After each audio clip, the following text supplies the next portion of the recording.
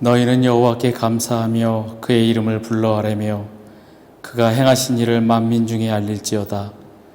그에게 노래하며 그를 찬양하고 그의 모든 기사를 전할지어다. 그의 성호를 자랑하라. 여호와를 구하는 자마다 마음이 즐거울지로다. 아멘. 사랑의 하나님, 오늘도 저희를 불러주셔서 거룩한 주일 주님 전에 나와 예배드리게 하시니 감사합니다. 성부 하나님의 영광이 이 성전에 가득하게 하시고 성자 예수님의 십자가 은혜가 강물처럼 흐르게 하여 주옵소서. 보혜사 성령님께서 친히 우리 마음에 함께 계셔서 영과 진리로 예배하게 하옵소서. 주님께서 친히 세우신 종을 통하여 들려주시는 말씀을 들을 때에 은혜 받게 하시고 우리 안에 도사리고 있던 슬픔과 두려움과 외로움이 사라지게 하여 주옵소서. 언제나 우리와 함께 하시며 동행하여 주시는 예수님의 이름으로 기원하옵나이다. 아멘. 사도신경으로 우리의 신앙 고백합니다. 나는 전능하신 아버지 하나님 천지의 창조주를 믿습니다. 나는 그의 유일하신 아들 우리 주 예수 그리스도를 믿습니다. 그는 성령으로 잉태되어 동정녀 마리아에게서 나시고 본디오 빌라도에게 고난을 받아 십자가에 못 박혀 죽으시고 장사된 지 사흘 만에 죽은 자 가운데서 다시 살아나셨으며 하늘에 오르시어 전능하신 아버지 하나님 우편에 앉아 계시다가 거기로부터 살아있는 자와 죽은 자를 심판하러 오십니다. 나는 성령을 믿으며 거룩한 공교회와 성도의 교제와 죄를 용서받는 것과 몸의 부활과 영생을 믿습니다. 아멘.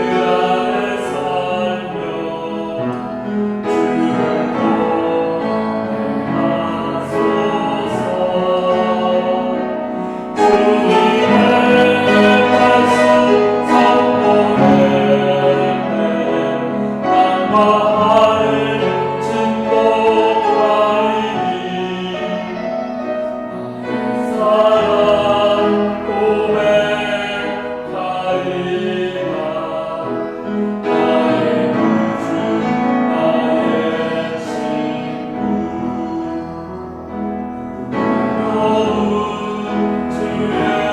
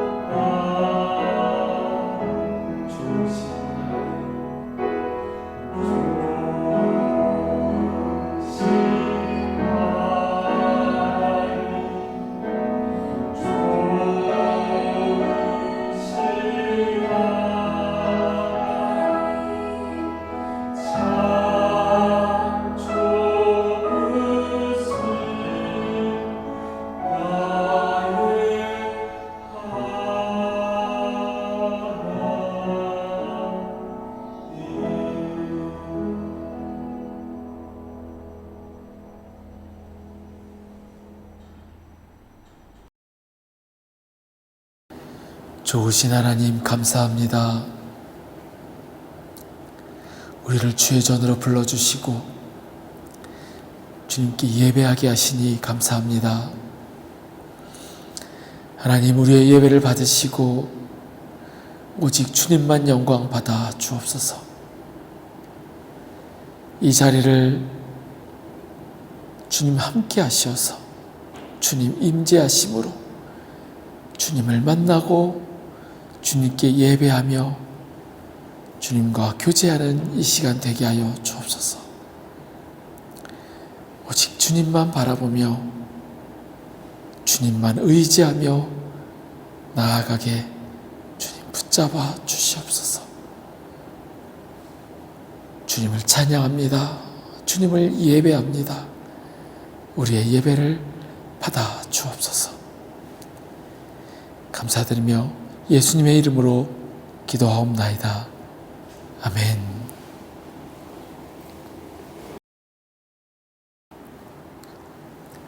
오늘은 온유함에서 오는 복이라는 제목으로 함께 말씀을 나누고자 합니다. 오늘 말씀은 베드로전서 3장 3절에서 4절 말씀입니다. 제가 봉독하겠습니다.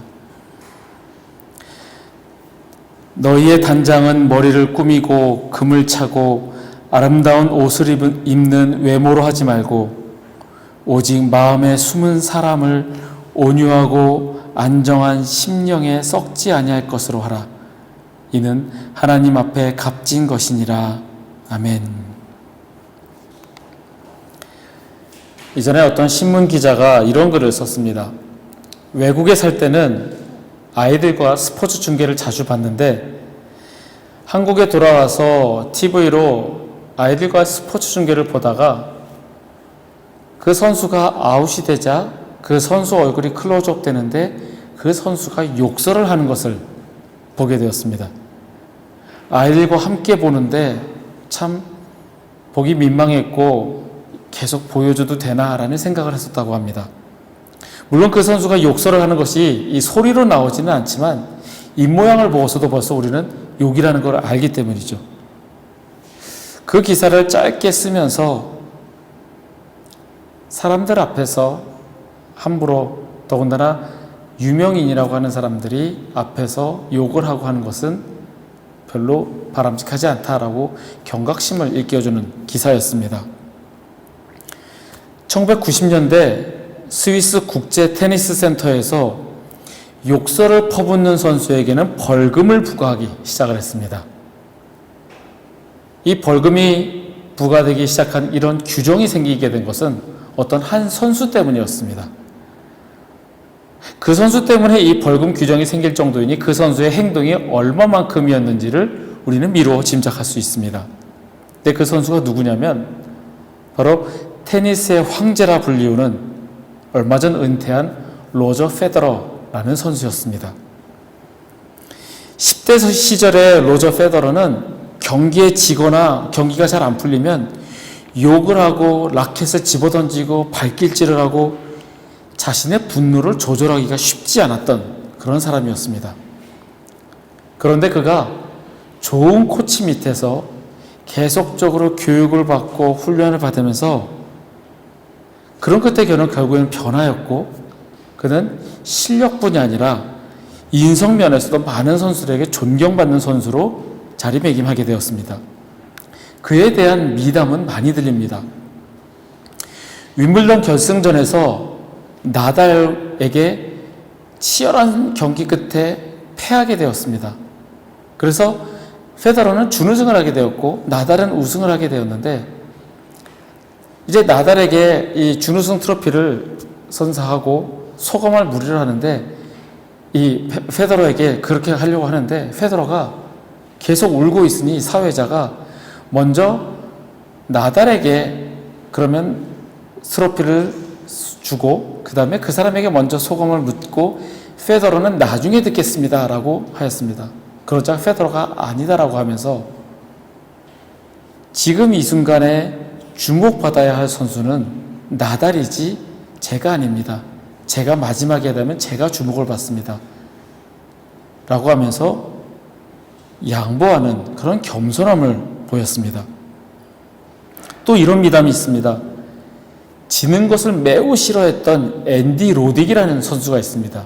미국 출신 선수인데 이 앤디 로딕 선수도 메이저 대회로 우승하기도 했고 실력이 매우 뛰어난 선수였습니다. 그런데 페더러하고 경기만 하면 지는 겁니다. 11번 경기에서 10번을 졌다고 합니다. 그러니 이 앤디 로딕이 페더러를 향해서 갖고 있는 그 감정이 좋을 리는 없을 겁니다. 매번 지니. 그런데 이 앤디 로딕이 이렇게 얘기를 했다고 합니다. 너를 정말 싫어하면 좋겠어. 그런데 네가 좋은 사람이라서 싫어할 수가 없어. 페더러의 인성이 어떤지를 보여주는 말이었습니다. 페더러가 했던 명언입니다. I fear no one, but respect everyone. 나는 아무도 두려워하지 않는다. 그러나 모두를 존중한다. 그가 그리스도인인지 아닌지는 잘 모르겠지만 세계 최고의 실력을 지닌 선수가 아무리 자신보다 랭킹이 떨어지고 실력이 떨어지는 선수와 상대할 때도 존경하는 마음으로 경기를 했다는 것이 그의 인성을 보여줍니다. 그의 미담과 그의 경기장에서 보여주는 그런 모습들은 그가 참 온유한 사람이구나 라는 생각을 하게 되었습니다. 일주일간 제 머릿속을 계속 맴도는 단어는 온유함이었습니다. 성경을 읽으면서도 나오는 단어는 온유함이었고 어떤 목사님의 칼럼을 읽으면서도 그 목사님의 칼럼 제목은 온유를 생각하자, 온유함을 생각하자 였습니다. 그리고 저의 삶을 잠깐 뒤돌아보니 내가 과연 온유했는가? 온유함과는 좀 거리가 있는 삶이었지 않았나? 그런 생각을 하게 되었습니다. 오늘 함께 말씀을 나누면서 온유함에 대해서 한번 묵상하기를 원합니다. 베드로 사도는 4절에서 이렇게 권면합니다. 세번역 성경으로 제가 읽어드리겠습니다. 썩지 않는 온유하고 정숙한 마음으로 속 사람을 단장하도록 하십시오. 그것이 하나님께서 보시기에 값진 것입니다. 물론 베드로 사도가 이 말씀을 권면하면서 1절에서 아내들아 라고 했다고 해서 여성들에게만 해당하는 그런 권면은 아닙니다. 우리 모두에게 하시는 하나님의 말씀입니다. 온유하고 정숙한 마음으로 속 사람을 단장하라. 이 온유의 의미는 온순함, 부드러움, 절제된 힘 등입니다. 이 단어는 사람에 대한 겸손하고 부드러운 태도를 가리킵니다. 그런데 그냥 부드러운 정도가 아니라 자신의 권리를 강요하지 않는 행위, 자기 자신의 길을 너무 많이 요구하지 않는 태도를 의미합니다. 또한 정숙의 의미는 평온한 차분함입니다. 즉 온유하고 정숙한 마음을 가지라는 것은 자신의 권리를 지나치게 주장하거나 강요하지 말고 늘 평온함을 유지하고 겸손하고 부드러운 태도를 가지라는 이야기입니다. 여러분들은 자신이 온유하다라고 생각하십니까? 아마 우리는 그렇게 생각할 겁니다. 평상시에 내가 그렇게 화를 내지도 않고 늘 남과 사귐에 있어서 크게 문제없고 젠틀하게 상대방을 대하니 나는 온유하다라고 여길 수도 있습니다. 그런데 진짜 온유함을 가지고 있는지 알 수 있을 때는 억울함을 당하거나 무시를 당하거나 심히 무례한 사람에게서 업신여김을 당할 때입니다. 그런 상황 속에서도 나는 과연 평정심을 유지하고 젠틀하게 사람을 대할 수 있을까? 분명히 내가 옳은데 옳은 것을 주장할 수 있고 나의 권리를 이야기하는 것이 전혀 문제가 되는 것 같지 않은데 온유라는 것은 그런 것이 아니고 그것을 뛰어넘는 것이라고 하니, 그렇다고 한다면, 온유한 사람이라고 한다면 바보같이 한없이 양보하는 사람이어야 한다는 것 같습니다. 그런데 주님께서는 우리에게 온유하라 라고 말씀하십니다. 즉, 옳은 것이 다가 아니라는 사실입니다. 아무리 옳은 주장을 하더라도 그것이 결코 온유함과 같지 않다라는 겁니다. 예수님께서는 온유한 자에게 복이 있다라고 말씀하셨지, 옳은 자에게 복이 있다라고 말씀하시지 않으셨습니다. 바리새인들이 했던 행위들이 율법을 철저히 지키는 그런 옳은 행위였음에도 그들을 칭찬하시지 않으셨습니다. 예수님께서는 그 마음을, 그 중심을 보신다고 하셨습니다. 이에 베드로 사도 역시 온유하고 정숙한 마음으로 속 사람을 단장하라 라고 권면하였습니다. 겉으로 보여지는 모습뿐만 아니라 속 사람 역시 온유하고 정숙하라 라고 이야기를 합니다. 아마 베드로 사도가 이 얘기를 했을 때는 본인의 경험을 떠올리면서 했지 않았을까 싶습니다. 예수님께서 잡히시던 날 밤에 그는 예수님을 잡으러 온 군병들을 향하여 칼을 휘둘렀고 결국 대제사장의 종 말고의 귀를 베어버렸습니다. 분명 그는 옳은 행동을 하였습니다. 예수님을 보호하고 옳지 않은 행동을 하는 그들과 싸우기 위해서 정의롭고 옳은 행동을 하였습니다. 하지만 예수님께서는 아버지께서 주신 잔을 마셔야 한다라고 베드로를 만류하셨습니다. 억울하게 당해야 하는 순간에도 정의롭고 옳은 행동을 주장하는 것이 아니라 온유하고 정숙한 마음으로 하나님의 계획에 순종하시는 예수님이십니다. 예수님이 가르쳐 주시는 것은 온유하고 정숙함은 옳음이 아니라 겸손하고 순종하는 마음이라는 겁니다. 지금 내 힘으로 이 상황을 이겨내고 할 수 있지만 하나님의 계획에 순종하셨던 것, 겸손하고 순종하는 마음이 바로 온유함이라는 것을 예수님께서는 보여주셨습니다. 이 마음은 우리에게도 필요합니다. 이 마음은 그리스도를 본받는 것이며 하나님께 대한 신뢰에서 나옵니다. 모든 것이 하나님의 계획 아래에 있음을 믿는 그 믿음에서 우리는 온유함을 가질 수 있습니다. 두 번째로 온유한 자가 받게 되는 복에 대해서 한번 살펴보고자 합니다. 예수님께서 마태복음 5장 5절에서 팔복에 대해서 말씀하십니다. 온유한 자는 복이 있나니 그들이 땅을 기업으로 받을 것이미요 라고 말씀하셨습니다.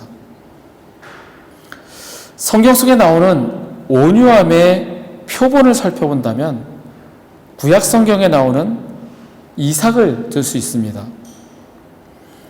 창세기 12장에서 50장까지를 우리가 족장시대라고 부릅니다. 아브라함으로부터 시작해서 그의 증손자 요셉까지 이 4명의 족장이 나오는 이야기가 전개가 됩니다. 아브라함, 이삭, 야곱, 요셉, 이 4명의 인물들을 보면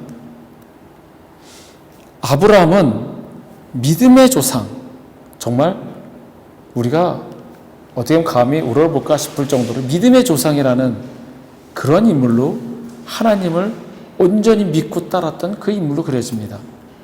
야곱은 하나님께서 그에게 이스라엘이라는 새 이름을 주실 정도로 또한 그 인물 역시 아주 중요한 역할을 차지하는 것 같습니다.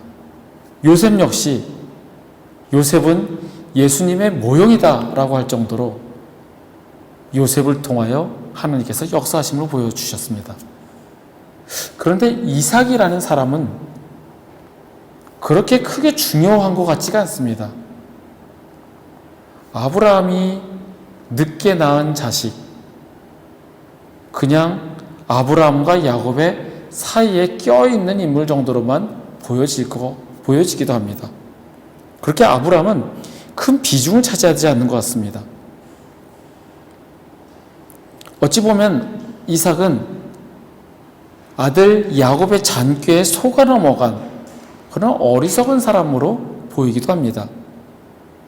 맞습니다. 이삭은 어리석고 약한 사람이었습니다. 그리고 그 이삭은 나의 권리를 찾기 위해서 싸우고 옳은 것, 정의를 위해서 대항하는 사람이 아니었습니다. 야곱과는 전혀 상반된 인물입니다. 야곱은 나의 소유, 나의 권리를 주장하기 위해서 삼촌에게서 재산을 가져오기 위해서 온갖 수단과 방법을 동원해서 나의 재산을 불렸던 사람이었습니다. 하지만 이삭은 바보같이 당하는 사람이었습니다. 때리면 그냥 맞는 사람이었습니다. 야곱과는 완전히 다른 그냥 조용한 아무 힘도 없어 보이는 어찌 보면 무기력해 보이는 그런 사람이었습니다. 그런 이삭이 블레셋 땅에서 큰 부를 얻었습니다. 그러자 이를 시기한 블레셋 사람들이 이삭의 우물을 흙으로 메꾸어 버렸습니다. 그리고 나가라고 쫓아냈습니다. 이 우물이라는 것은 당시에 그 사막에서 살았던 그 유목민들에게는 정말 생명줄 같은 겁니다. 우물을 잃는다는 것은 거의 목숨을 잃는 것과 같습니다. 아무데나 판다고 해서 물이 나오지 않습니다. 우물을 잃는다는 것은 모든 것을 잃는 것이며, 그렇다면 우물을 지키기 위해서 나의 생명을 보존하고 내 가족을 지키고 내 밑에 있는 모든 가축과 모든 종들과 그것을 지키고 살리려면 우물을 지키기 위해서 싸워야 하는 것이 당연한 겁니다. 그런데 이삭은 그들과 싸우지 않았습니다. 그들이 우물을 흙으로 메꿔서 덮어버리고 나가라고 쫓아내니 그냥 다른 곳으로 옮겨갑니다. 그곳에 가서 다시 우물을 팠더니 또 물이 나옵니다. 그러자 블레셋 사람들이 와서 또 우물을 덮어버립니다. 이렇게 해서 4번을 옮기게 됩니다. 그런데 우물을 팔 때마다 우물에서 물이 나오고 샘이 터져 나옵니다. 결국 이것을 본 블레셋 왕 아비멜렉은 이삭을 찾아오게 됩니다. 그리고 이렇게 이야기합니다. 여호와께서 너와 함께 계심을 우리가 분명히 보았으므로 우리의 사이 곧 우리와 너 사이에 맹세하여 너와 계약을 맺으리라. 너는 우리를 해하지 말라. 이는 우리가 너를 범하지 아니하고 선한 일만 내게 행하여 내가 평안히 가게 하였음이니라. 이제 너는 여호와께 복을 받은 자니라. 블레셋 왕 아비멜렉이 겁에 질려서 이렇게 이야기합니다.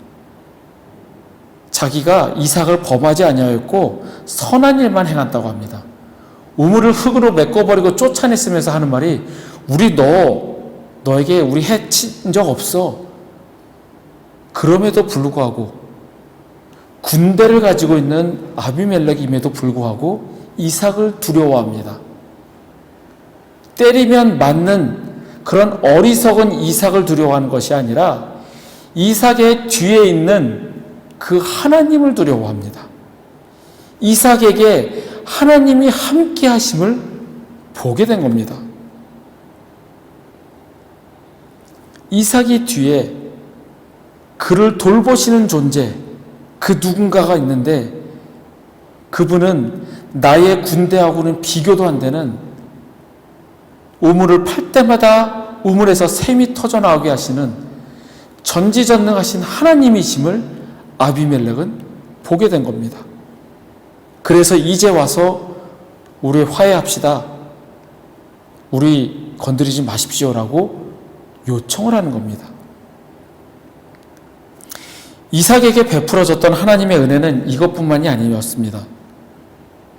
이삭이 블레셋 사람들과의 대립을 피해서 계속적으로 옮겨와서 결국에 정착하게 된 곳은 브엘세바라는 땅이었습니다.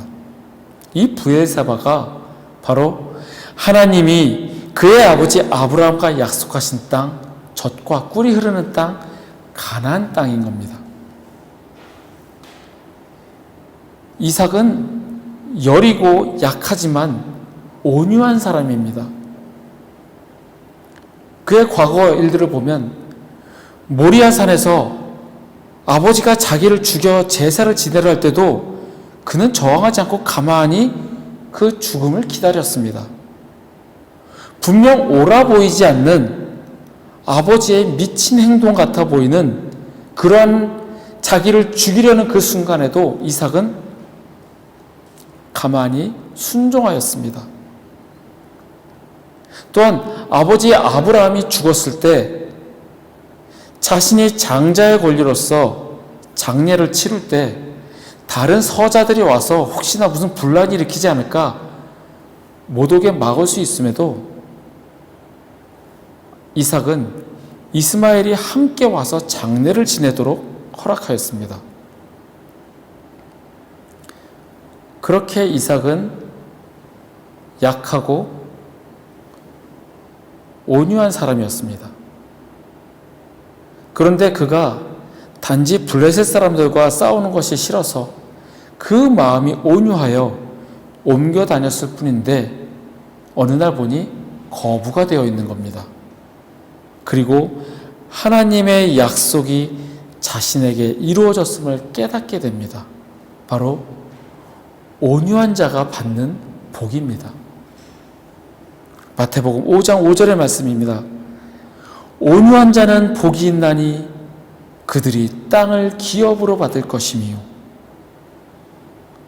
이삭을 통해서 보여주시는 것은 우리가 낮아짐으로 겸손함으로 온유한 성품을 가진다면 옳은 것을 위해서 나의 권리를 주장하기 위해서 싸우고 대항하지 않더라도 하나님께서 우리를 위해 준비하신 복으로 이끄실 것이라는 약속입니다.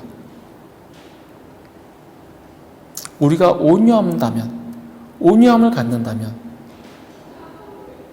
다른 것이 아니더라도 내가 싸우지 않더라도 하나님께서는 당신께서 준비하신 그 복으로 우리에게 주실 것이라는 사실입니다. 그런데 온유함을 갖기 위해서는 우리의 노력으로 되지 않습니다.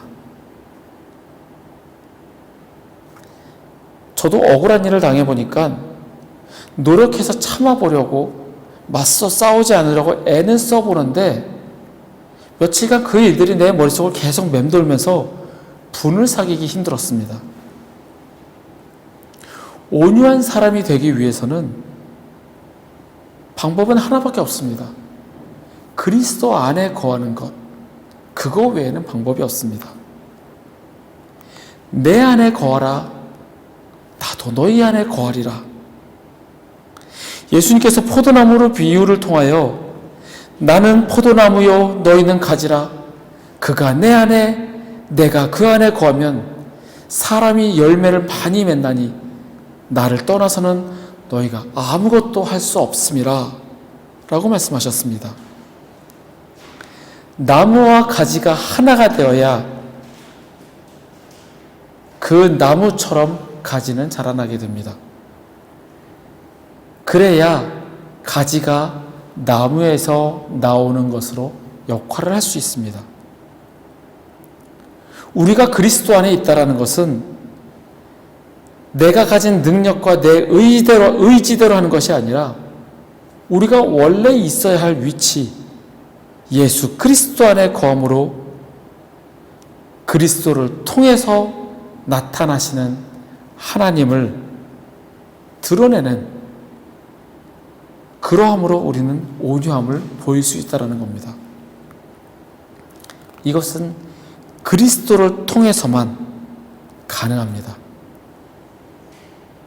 그리스도를 통해서만 우리는 하나님이 인간을 창조하신 원래 그 모습 그대로 돌아갈 수 있습니다. 그렇게 될 때 우리는 하나님이 원래 창조하셨던 그 모습으로 회복이 됩니다. 예수 그리스도를 통하여 온유함을 가질 수 있습니다. 내가 그리스도 안에, 그리스도가 내 안에 계시면 우리의 삶은 그분으로 인하여 완전히 변화되십니다. 그리고 우리의 삶을 통해서 온유함이 하나님의 거룩함이 나타납니다. 늘 주님과 동행하는 훈련을 해야 하는 이유가 바로 여기에 있습니다.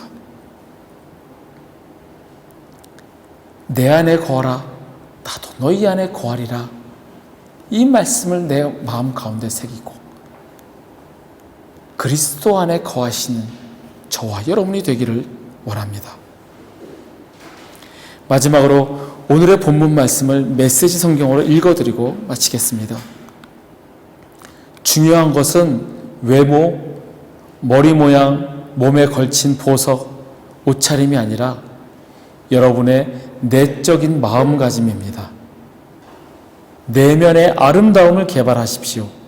내면을 온화하고 우아하게 가꾸십시오. 그것이야말로 하나님께서 기뻐하시는 일입니다. 아멘. 함께 일어나셔서 우리 찬양하시겠습니다.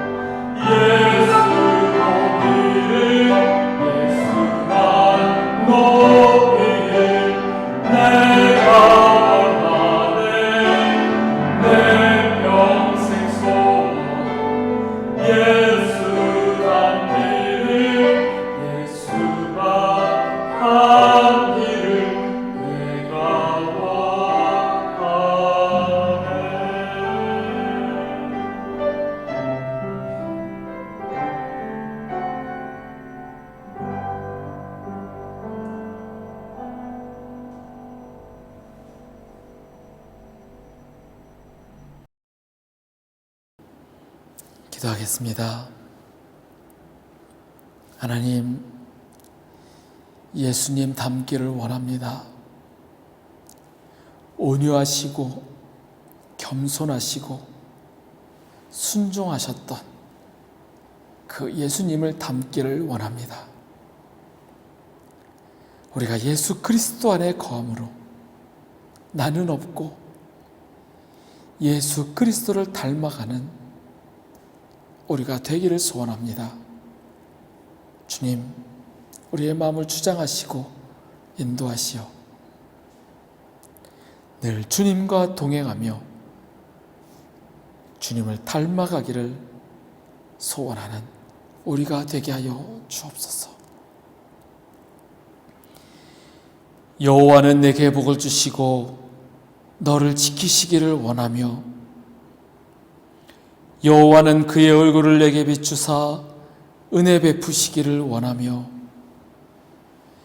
여호와는 그 얼굴을 내게로 향하여 드사 평강 주시기를 원하노라. 지금은 우리를 구원하신 우리 구주 예수 그리스도의 은혜와 독생자를 보내어 죽이시기까지 우리를 사랑하신 아버지 하나님의 크신 사랑과 우리 안에 계시며 우리가 말씀대로 살아가도록 도우시는 성령님의 교통하심이 거룩한 주일 주의 전에 모여 함께 예배드리는 우리 회복교회 교우들과 그 가정 위에 그들의 일터와 주의 날 예배드리기에 모인 전 세계 모든 교회 위에 우리 조국 대한민국과 이 땅 말레이시아 위에 지금부터 영원토록 함께 하시기를 간절히 축원하옵나이다. 아멘.